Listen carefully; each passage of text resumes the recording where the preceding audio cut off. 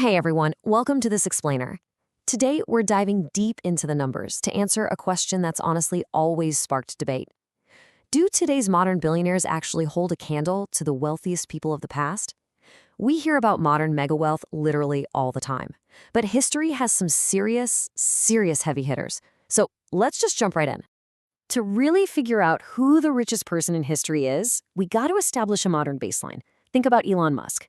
To match his current level of wealth, a person earning an average salary today would need to work for, get this, 80 million years. That is roughly 30 times longer than human beings have even existed on this planet. It's just a staggering amount of money, kind of hard to even wrap your head around, right? Actually, in the few seconds it just took me to say that, Musk made another $8.8 million. Insane. But here's the wild part. When we lay out a historical timeline, there are figures from the past who make today's billionaires look, well, practically broke. We're going to look at different eras, different types of wealth, and see who truly comes out on top. Let's rewind the 1980s. Meet Pablo Escobar. At his absolute peak, he controlled 80% of the global motivation powder trade. And to really put the sheer volume of his operation into perspective, he was pulling in so much physical paper money that he literally spent $800 a week just buying rubber bands to bundle the massive piles of cash. He even lost an estimated $2 billion a year just to spoilage, water, rats, you name it. Now, there's a really crucial distinction we need to make here between paper wealth and physical cash. Escobar's net worth, adjusted for inflation, hovered around $80 billion. On paper, sure, that's less than our modern baseline of Elon Musk, but Escobar held his wealth in literal, physical cash, not in company stock, not in equity like today's billionaires. If we're talking strictly about having a literal mountain of physical money at your disposal, Escobar was the undisputed king. Moving back a bit further, right after World War II in 1945, we encounter a completely different flavor of wealth. We're talking about the terrifying, absolute control of a state. In the ruins of the post-war world, while average citizens were struggling, we find Joseph Stalin, the communist leader of the Soviet Union. His wealth wasn't measured in a bank account, it was measured in absolute power. Stalin reportedly never spent a single dime of his own salary. I mean, he didn't need personal cash. Objectively speaking, he held absolute, terrifying command over the entire Soviet Union. He essentially owned the economy. To put that into perspective, today, that level of complete state control would be valued at a staggering $10 trillion. He was wealthy because his permission was required for literally everything in the nation. Looking purely at the economic data impartially, we see another dictator who manipulated state mechanics for personal gain, Adolf Hitler. Before he used military conquest to steal hundreds of billions, he basically treated the government like a personal side hustle. He mandated that the state buy 6 million copies of his book, made himself completely tax-exempt, and even copyrighted his own image and speeches to collect royalties every single time he appeared in the news. Between 1933 and 1944, he amassed $5 billion just in supporter donations. But, comparing dictators to modern billionaires is really comparing apples to oranges. Hitler controlled an empire valued around $3 trillion, and Stalin around $10 trillion.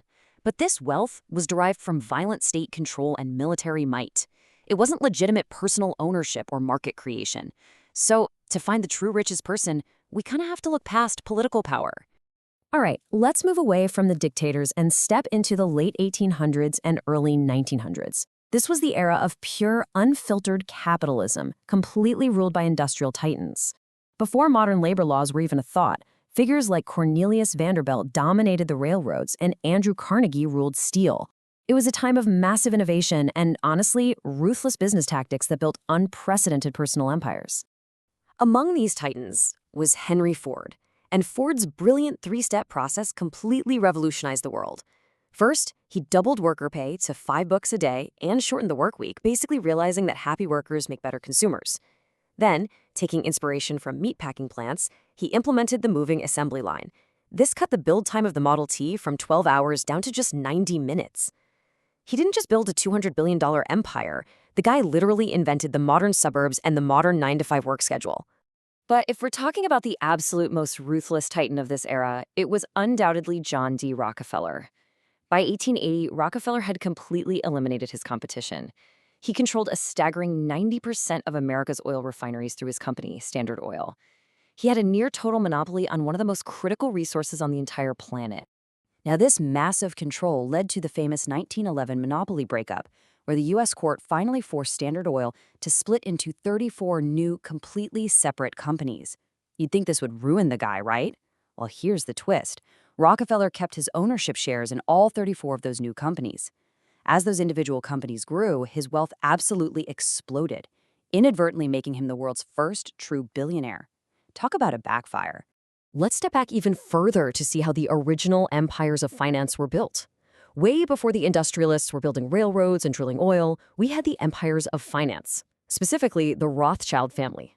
Their story kicks off way back in 1744. This is a time before electricity, when the average life expectancy was just 30 years. From being a small coin dealer, they built a financial empire that would go on to bankroll history. The Rothschilds' wealth strategy was just incredibly calculated. The founder sent his 5 sons to 5 different European financial centers. This created a massive, interconnected banking network before the telephone was even invented. Because Jewish people were historically banned from owning European land at the time, they built their wealth in unseizable assets, things like stocks and bonds. They financed major wars, massive projects like the Suez Canal, and they heavily relied on the strict cousin method, literally marrying within the family to ensure that the wealth never left their inner circle. Now, you've probably seen those wild internet rumors claiming the Rothschilds hold $500 trillion today. But let's look at the actual historical data. Records show that the most successful individual member of the family, Nathan Rothschild of London, peaked at an inflation-adjusted net worth of roughly $20 billion. So extremely wealthy? Yes, absolutely. But they didn't secretly buy the moon. To find the absolute original flexor of historical wealth, we gotta travel even further back in time, all the way to 1324 in Africa. Enter Mansa Musa, the king of the Mali Empire. When it comes to ancient wealth, this is where the numbers start to get truly mythical. Mansa Musa controlled roughly 50% of the entire world's gold supply at the time. He took this famous pilgrimage that was essentially a $400 billion road trip. Picture this. He traveled with 60,000 men, all covered in gold, and gave away so much wealth along his route that he literally caused runaway inflation and crashed entire regional economies. He was so incredibly rich that he broke the financial systems of the very places he visited. No way, right? Stepping back just a century earlier, we find Genghis Khan. Now, the Mongol Empire commanded an astonishing 20% of the Earth's surface. Literally nobody in human history has ruled over more continuous land. If we calculate his wealth strictly based on the modern value of that land, Genghis Khan had a theoretical net worth of $130 trillion. But here's the crucial point. It's what we call the Mongol wealth catch. Khan never actually kept this wealth for himself. He wasn't just sitting on huge piles of gold in some fancy palace. The moment he conquered land or captured loot, he immediately distributed it back to his soldiers. His currency wasn't personal cash. He was buying the ultimate unbreakable loyalty of his massive army. Okay, let's snap back to the present day and wrap up this explainer. We've seen dictators with entire state economies, ancient kings holding half the world's gold, and conquerors who literally owned a fifth of the earth. So how do all these historical titans stack up against that modern baseline we established right at the start? Let's look at the data. Let's do a direct head-to-head comparison, Rockefeller versus Musk. On paper, at his absolute peak in 1913, John D. Rockefeller's personal wealth equaled 2% of the entire U.S. gross domestic product. Today, Elon Musk's wealth equals roughly 1.4% of the U.S. GDP. So if we're looking strictly at their slice of the economic pie, Rockefeller had a larger percentage. Kind of makes him look like the undisputed winner, right? But wait, here is the massive twist that changes the whole shebang. Today's United States economy is 22 times larger than it was back in 1913. Rockefeller had a relatively big piece of a very, very small cake. Our modern billionaires are operating on a scale that historical figures simply couldn't even comprehend. So the crucial takeaway is really this. Absolute ownership combined with modern technology equals peak wealth. Musk might technically have a slightly smaller percentage, but it's a piece of a gigantic, globally connected economic cake.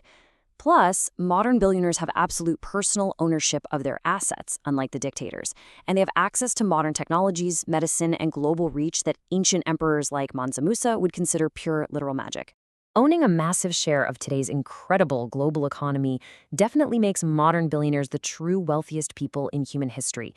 And the crazy thing is, the ceiling just keeps getting higher. Which leaves us with one final fascinating thought. As technology continues to rapidly scale our global economy even further, who do you think will break the barrier and become the first personal trillionaire in history? Thanks for joining me for this explainer on the history of extreme wealth. I'll catch you in the next one.